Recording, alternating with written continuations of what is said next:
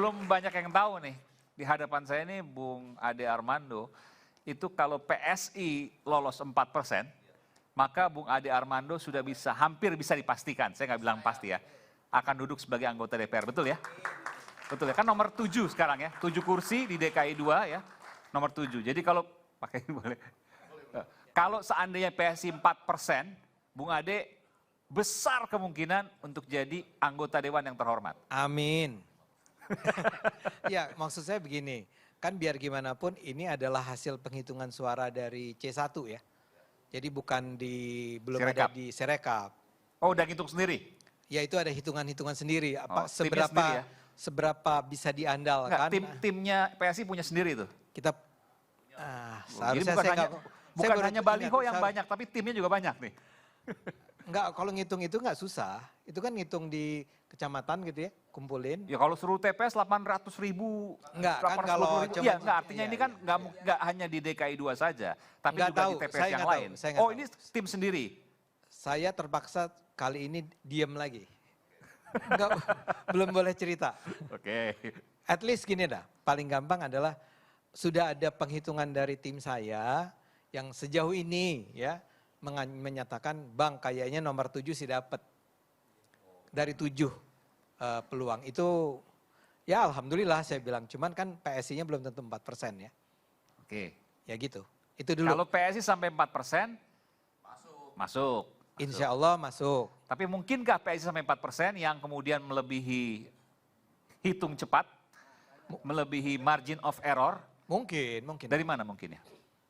Jadi gini, yang sering orang lupa, kan tadi sempat ada tuh pernyataan. Sebentar, ini kita hitung-hitungan sebentar ya. Ya. Kan PSI paling tinggi 2,9 dihitung cepat. SMRC 2,9. Kalau ditambah margin of error semuanya untuk PSI, which is itu kayaknya nggak mungkin. Nggak pernah terjadi lah. Ya tapi itu hanya dapat 3,9, belum 4%. Betul, belum. Masih 0,1 selisihnya. Nah, jadi gini, yang orang sering lupa, orang sering hanya ketika hasil survei itu dipresentasikan, yang diingat orang hanya margin of error. Ya, sementara ada satu sebenarnya faktor lain yang penting juga bagi orang yang belajar statistik, namanya level of confidence. Jadi orang-orang peneliti ini kan walaupun dia statistik itu ilmu, bisa dibilang ilmu pastilah ya, dia tuh tahu bahwa nggak sepasti itu. Ada tingkat kepercayaan 95% itu biasanya. Betul. Sisanya 5%. Ada 5% kemungkinan kami salah, mereka bilang. Jadi 5% kemungkinan angkanya tuh nggak pas. Dan kata lain, masih ada peluang bahwa angka 3,9 itu menjadi 4. Tapi peluangnya hanya 5%. So jadi sangat kecil. Kebayang nggak ini penjelasannya? Jadi poin saya adalah. Jadi mereka bisa di luar margin of error kemungkinannya 5%. Betul. Tapi memang diduga karena itu di banyak negara ketika dilakukan quick count seperti yang tadi kita bicarakan, di beberapa kasus terjadi selisih-selisih terutama seperti yang PSI terjadi pada PSI, sebuah partai kecil yang salahnya tuh di antara 3,9 padahal sebetulnya 4,1 gitu loh. Ya, meskipun orang akan bertanya, kenapa kemudian 5%-nya itu hanya untuk PSI, kan itu? Itu logika. Betul, tapi itu kan nggak penting. Buat statistician nggak penting, yang penting adalah memang tetap ada kemungkinan kami salah, kata para ahli statistik itu. Ya, tapi kemungkinan kami salah itu cuma 5% ya. Dan itu untuk PSI gitu? Enggak, dalam kasus ini jadinya untuk PSI. Mungkin untuk PKB juga, untuk Gelora juga. Karena dua partai ini juga mengalami peningkatan luar biasa. Ya luar biasa, di luar kebiasaan. Ya. Nah, di sisi lain, boleh saya lanjutkan ya penjelasan ini. Jadi gini, orang tuh sering membesar-besarkan bahwa terjadi pelonjakan yang luar biasa pada suara PSI. Padahal tadi Anda sebut kalau nggak salah ada contoh bahwa pada satu hari tertentu ada kenaikan 200.000 ya kalau 230.000 dari 2.240 TPS. Nah itu sebetulnya adalah sesuatu yang biasa-biasa aja ya. Kalau Anda lihat penghitungan suara dari hari pertama, hari kedua, hari ketiga, pada hari pertama kira-kira PDIP sudah dapat 1 juta suara. Penghitungan ya, bukan angka real ya. Kan ini kan kita bicara rekapitulasi suaranya KPU. Itu udah dapat 1 juta. Hari keduanya 1 juta lagi. Sehingga pada hari ke minggu kedua kalau nggak salah, sebetulnya jumlah suara PDIP. Tapi kan jelas kalau hitung-hitungan 230.000 dari 2.240 suara, artinya satu TPS itu dapat 90 suara, which is itu mustahil. Enggak mustahil, tapi itu di luar dari kebiasaan. Dari 2.240, kalau kita bikin rata semua. Saya mau bilang bahwa itu di luar kebiasaan. Kan 90 itu artinya mungkin ada yang 200, ada yang 10. Ngerti nggak? Jadi 90 hanya untuk PSI kalau dibagi rata. Bukan, maksud saya rata-rata itu kan artinya bisa 90, bisa 95, bisa 110, tapi bisa juga 60, bisa 50. Bisa, betul. Poin saya nggak mau terlalu masuk ke sana ya, karena memang makanya saya agak setuju, bukan agak setuju. Tadi saya mengatakan saya mendukung hak angket. Kenapa? Karena memang kalau hak angket dilakukan, itu kan semua partai kemudian akan diperiksa kembali termasuk PSI. Ya. Jadi kalau ternyata PSI sebenarnya tidak mengalami seperti yang dituduhkan sekarang ini, itu bisa dibuktikan melalui hak angket antara lain. Okay. Jadi lebih baik buat kami. Nah, sementara kami betul-betul sangat percaya, paling tidak saya lah ya, saya ingat ya, saya itu bukan anggota DPP PSI. Ya, tapi saya calegnya PSI. Saya tidak pernah tuh melihat misalnya tuduhan-tuduhan bahwa dibuat PSI, TNI dan Polri turun tangan, ya, nggak tahu lah caranya seperti apa. Saya nggak ngerti sama sekali. Katanya TNI dan Polri dituduh untuk membela PSI. I don't think so karena saya tidak mengalaminya. Saya turun lapangan dan biasa-biasa aja tuh. Ya, saya nggak tahu barangkali ada preman-preman PSI, polisi ikut ngejagain saya nggak tahu. Tapi kelicikan tidak terjadi. Kalau dikatakan misalnya PSI mengalami kenaikan karena PSI itu partainya anak presiden. Dan itu artinya kemudian disimpulkan presiden campur tangan, cawe-cawe, intervensi. Mungkin enggak? Saya akan jawab kalau mungkin ya mungkin kayak tadi. Mungkin 5%, mungkin 10%. Tapi pengalaman saya tidak pernah menunjukkan bahwa memang ada intervensi kekuasaan. Infrastruktur kekuasaan digunakan untuk memenangkan PSI. Saya lagi-lagi harus katakan itu pengalaman saya. Ya, saya nggak pernah lihat apakah itu terjadi di Sumatera Barat misalnya. Saya nggak tahu lah ya, mungkin iya, mungkin tidak. Tapi saya tidak pernah mengalaminya.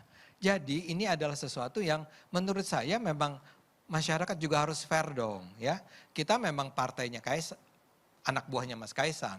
Mas Kaisang itu memang anaknya Pak Jokowi. Tapi apakah itu berarti kita memang mengalami kenaikan karena kami adalah anaknya Mas Kaisang? Ya kasih buktinya dong. Kan nggak ada buktinya. Baik. Jadi dalam hal ini saya ingin mengatakan bahwa tadi ya, kalaupun ada ide hak angket, walaupun tadi sudah dikatakan, saya setuju sama itu Pak positif Haikal. biar terbongkar semua. Enggak, tapi bahwa itu tidak akan bisa dijalankan atau kemungkinan tidak akan dijalankan, saya juga setuju. Tapi itu it's a good idea. Nah, terakhir adalah soal Pak Jokowi tadi. Saya terpaksa, terpaksa, saya harus membela dia. Ketika dikatakan Pak Jokowi cawe-cawe dalam kemenangan PSI, saya akan tanya sama teman-teman, kalau memang dia cawe-cawe, tidakkah sebaiknya dia cawe-cawenya sejak awal ya? Bukan tiba-tiba pada minggu keberapa tadi ini? Hari ke-20 apa tadi disebut ya? Baru dia udah lama. Enggak, maksud saya dari tanggal 14 ya. Kalau betul-betul dia cawe-cawe, kok suara kita sampai sekarang masih 3,13? Itu buat saya adalah bukti nih bahwa tuduhan tersebut itu agak berlebihan. Nah, kalaupun mau dikatakan, Anda pasti mengatakan, enggak, memang Pak Jokowi itu campur tangan. Iya, tolong buktikan saja. Saya setuju. Ya, kalau Anda bisa buktikan bahwa lolosnya Ade Armando tadi, ini belum tentu lolos ya buat teman-teman penonton semua. Saya belum tentu lolos tadi, tapi kita baru aja mendengar data katanya sih kayaknya saya akan lolos kalau PSI-nya 4%. Nah, saya akan katakan lolosnya saya itu saya duga sih, saya percaya tepatnya, itu enggak ada pengaruhnya Pak Jokowi lah. Saya berulang kali mendapat kiriman dari orang-orang yang bahkan saya nggak kenal yang bilang, Bang Ade, saya mau melapor. Saya sekeluarga dan tetangga saya itu tadi milih Bang Ade. Ya tentu aja itu ya 1-2 orang lah. Ya termasuk bos kita ini di depan yang katanya kononnya konon katanya milih saya gitu ya. Iya nggak? Nanti kita lihat. Saya tahu Bung Ferry ingin sampaikan sesuatu, tapi kita break dulu. Enggak, sedikit aja supaya enggak ini, karena sama-sama Universitas Indonesia, dia dulu guru saya malah ya, bener nih.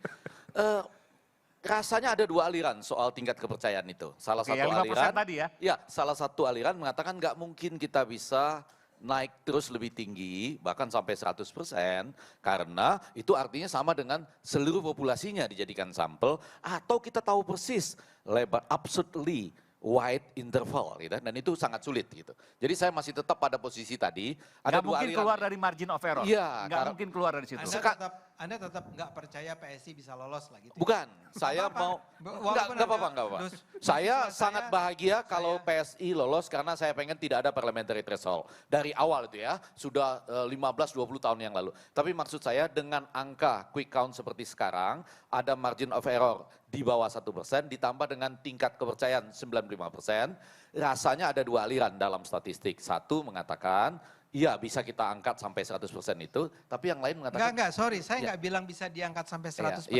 Tidak saya mau mungkin. bilang bahwa para statistician mengakui, kami itu meramal ya, kami itu mempredict tingkat keakuratan prediksi kami itu hanya 95%. Karena mungkin kami salah. Kecuali semua populasi dijadikan sampel. Enggak ada kecualinya. Oh enggak, di aliran saya ada kecualinya. Ini dosen dengan mahasiswa seru juga. Satu kalimat yang belum kalian berdua keluarkan tentang ilmu statistik. Outliers. Apa itu outliers? Outliers itu adalah sebuah angka lonjakan di luar angka yang sebenarnya dengan rata-rata. Itu ada istilah statistik. Itu yang belum Bang Ade keluarkan. Outliers. Oke, nanti kita akan lanjutkan ini. Apakah bisa atau tidak, kita tidak tahu. Tapi yang jelas ada catatan di sini. Kita akan kembali rakyat bersuara. Saat lagi.